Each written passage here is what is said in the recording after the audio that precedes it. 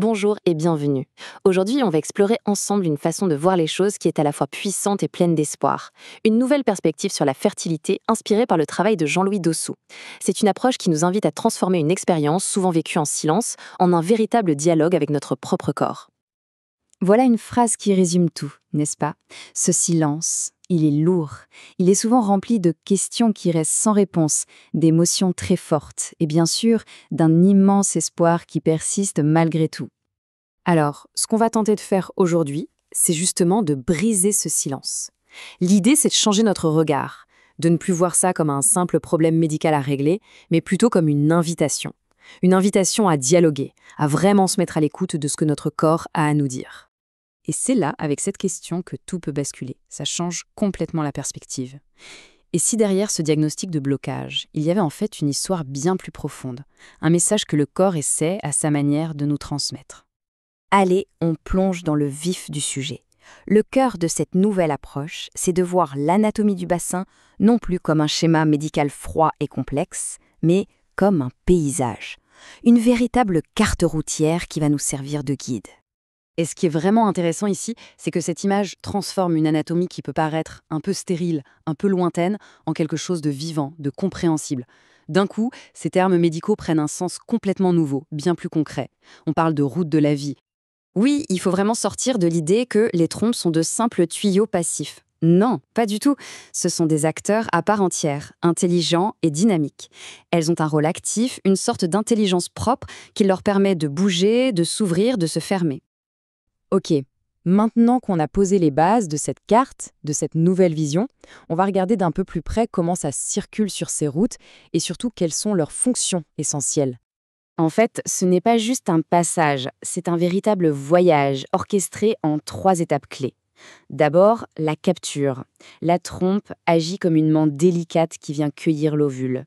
Ensuite, la rencontre, ce moment magique de la fécondation qui se passe là, sur la route. Et enfin, le transport. La trompe devient un convoi de sécurité qui protège et guide l'embryon jusqu'à cette destination.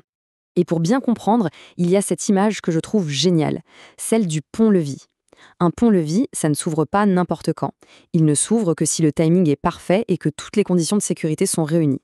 Eh bien, c'est exactement ça. Ça nous montre à quel point le corps est intelligent et protecteur. Bon, maintenant, parlons du sujet qui nous préoccupe, les fameux blocages. En gardant notre métaphore de la carte routière, on va voir que ça peut rendre les causes de ces obstacles beaucoup plus claires, plus tangibles. Alors, il y a d'abord ce qu'on pourrait appeler l'obstruction mécanique. C'est facile à imaginer, c'est comme un arbre tombé en travers de la route, la barrière est physique, elle est claire. Et puis il y a l'obstruction inflammatoire. Là, c'est plus subtil. C'est comme un brouillard épais, un climat général qui congestionne tout, qui ralentit le trafic et rend le voyage difficile. Et puis, il y a un troisième type, l'obstruction adhérentielle. L'analogie du velcro, ici, elle est parfaite. Imaginez une route qui, de l'extérieur, a l'air tout à fait normale, dégagée. Mais en réalité, le sol est recouvert de velcro. Les tissus ont perdu leur souplesse, ils collent entre eux, et du coup, rien ne peut bouger.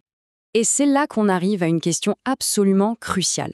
Est-ce qu'un obstacle est forcément quelque chose de physique, de visible? Cette question, elle nous fait basculer vers une autre dimension, une signification beaucoup plus profonde, presque symbolique. C'est peut-être le point le plus important de toute cette approche, l'idée que le corps n'est pas un ennemi. Il ne sabote pas. Quand une route se ferme sans qu'on trouve de raison physique évidente, c'est peut-être comme un feu rouge invisible.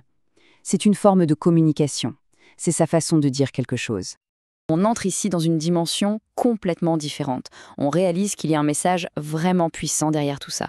Notre corps a sa propre sagesse.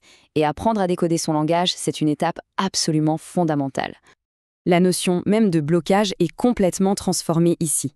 Ce n'est plus forcément un dysfonctionnement, ça peut être un mécanisme de protection.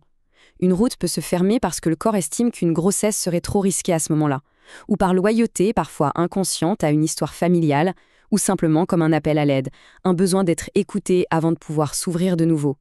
Cette phrase de Jean-Louis Dossou, elle change tout. Les trompes ne sont pas juste des organes, ce sont des sentinelles, des gardiennes.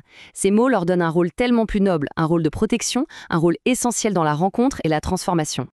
C'est ça, le grand changement. Cette perspective, c'est un outil incroyablement puissant. Ça permet de passer d'un rapport de force, d'un combat contre son propre corps, à une relation de collaboration, à un véritable dialogue. On va se quitter sur cette question. Elle n'appelle pas de réponse immédiate, bien sûr. C'est plutôt une invitation à la réflexion, à la curiosité et surtout à beaucoup de bienveillance envers soi-même. C'est une question qui ouvre la porte à un tout nouveau chemin de compréhension.